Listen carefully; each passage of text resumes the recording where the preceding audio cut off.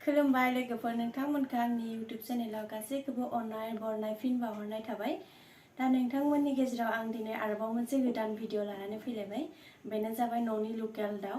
दा आं बे न'नि लकेल दाउखौ माबोरै सङो बे रेसिपिखौ आं नोंथांमोननि गेजेराव शेयार खालामनो सानदों। होमबा नोंथांमोना भिडिअखौ स्किप खालामालासिनो नायलांदों फारि फारि। लोगोफोर नाया बेदरखौ संनो थाखाय आङो मस्लाखौ इफोर मस्लाखौ पेस्ट खालामना लानोसै मिक्सारावहा।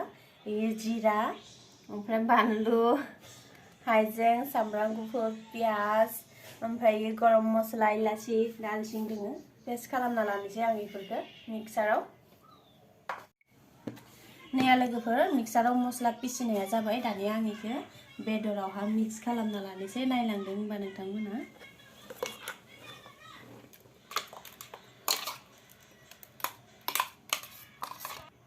नैया एबार संख्रि होखाबाय।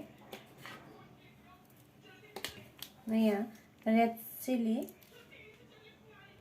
काश्मीरी मिर्च पाउडर हालदै नै लोगोफोर आरो थावखौबो थालिखानोसै आङो जानाय थावखौ।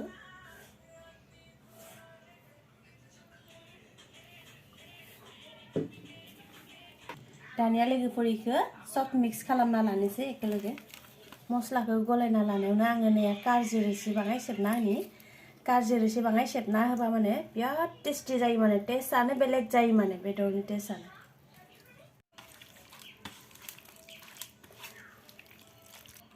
नैया लोगोफोर आङो सब मिक्स खालामना जोबना लाबाय। आङो न'नि लकेल दाउफोरखौ इफोरबायसानो सङो आङो। पुरा मस्ला मस्लिखौ पिसिजोबना लाना मिक्साराव आं बिदिनो गलायजोबो खनसेयावनो खेबसेयावनो। लोगोफोर इखौ थिक मस्लाजों बेदरखौ नाना लानांगो। जेसेबां बेदरखौ नायो बेदरा एसेबांनो टेस्टि जायो, मस्लाया हाबगोन। आरो जेब्ला 1 घन्टासो 1.5 घन्टासो खोबना दोनोब्ला मस्लाया बेदरनि सिङाव सब माने मोजां मिक्स जाजोबो आरो हाबजोबो आरो बहुत टेस्टि जायो। नोंथांमोनाबो संना जाबाय बोरै सानसे संना जा, ओमफ्राय आंखौ कमेन्टआव जनाय माबायसा मोनदों। जा टेस्टि जाखायो।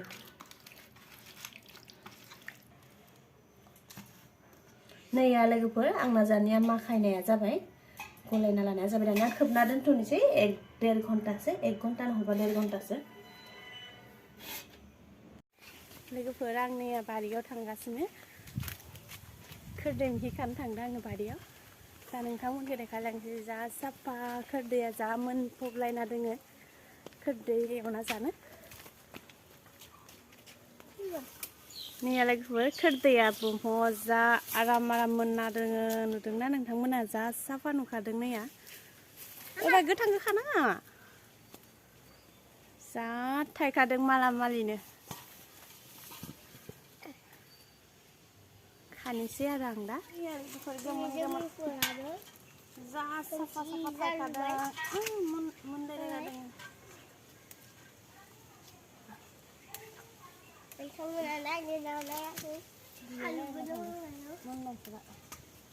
जा मोनखाना दोङो, नाजों जानो जा गोथाव जागोन।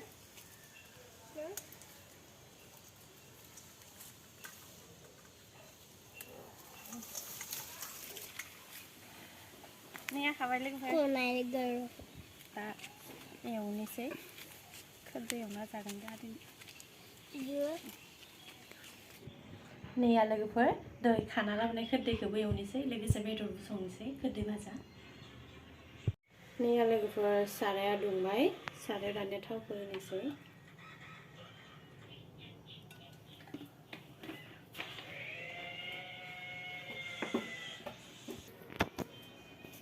नैया आंना दानिया बेदर खोबनाया जाबाय। दानिया आङो बेखौ संनोसै लोगोफोर। फारसेथिं गालै माबा खोरदै मिखि संसै, खोरदै एवनि इखौ एवगोन, ओमफ्राय इखौ आंखौ ग्रेभि बानायगोन। फारनैथिंबो साराय जानखाबाय, थाव होखाबाय, थावा गुदुं जाबाय। दानिया एवनोसै, नोंथांमोना नायदों।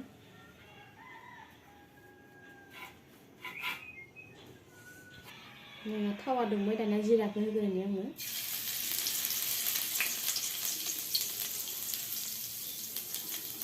फानलु गोरान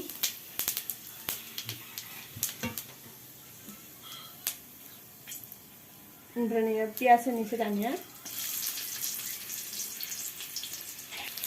एरना होनो खेबसे नै संख्रि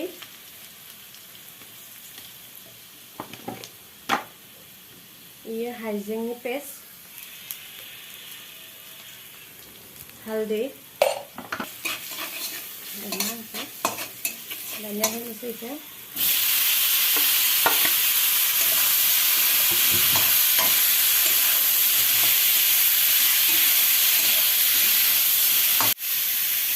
ये मिर्च पाउडर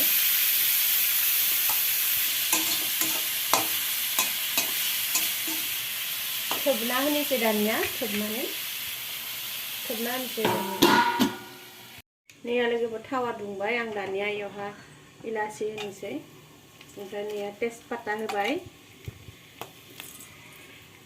नै फानलु गोरान होदो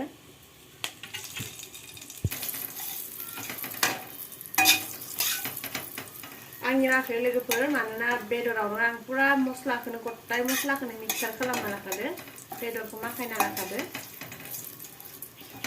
दानिया इयाव आङो खालि तेजपाता फानलु गोरान इलासिल' होबाय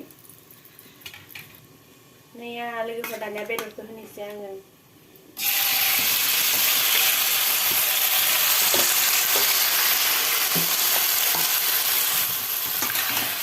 एरना होनोसै दानिया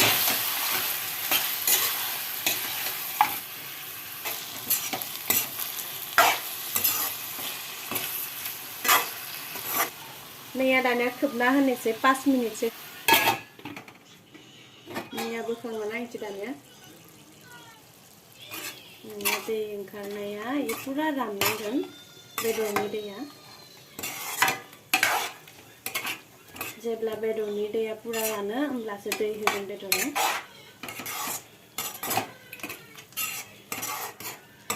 आरो खोबना होबावनोसै 10 मिनिटसो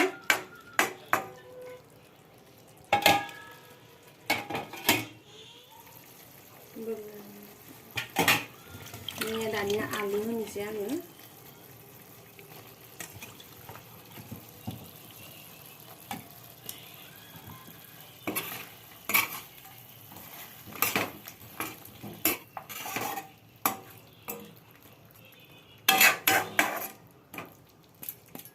खोबना होनोसै 10 मिनिटसो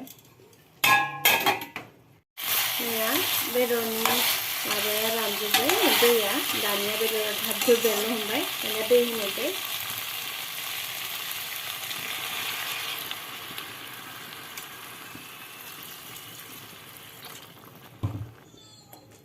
जाबाय दानिया खोबना होनोसै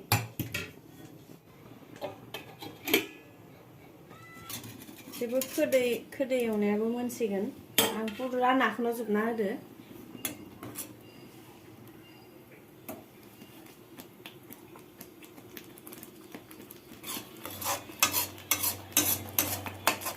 जा गोथाव जाखादों आं साखिना नायदों खोदै एवनायखौ एकदम पुरा नाग्लिजोबना होदो खोदैया जा गोथावखा जादों आयु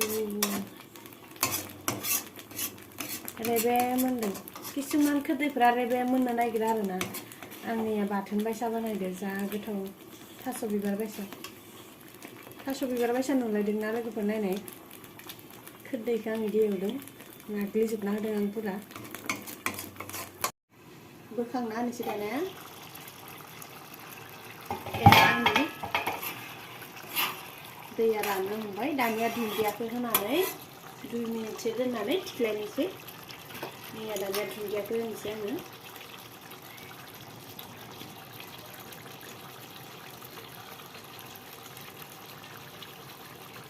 दानिया 2 मिनिट खोबना होनोसै ओमफ्राय थिख्लायनोसै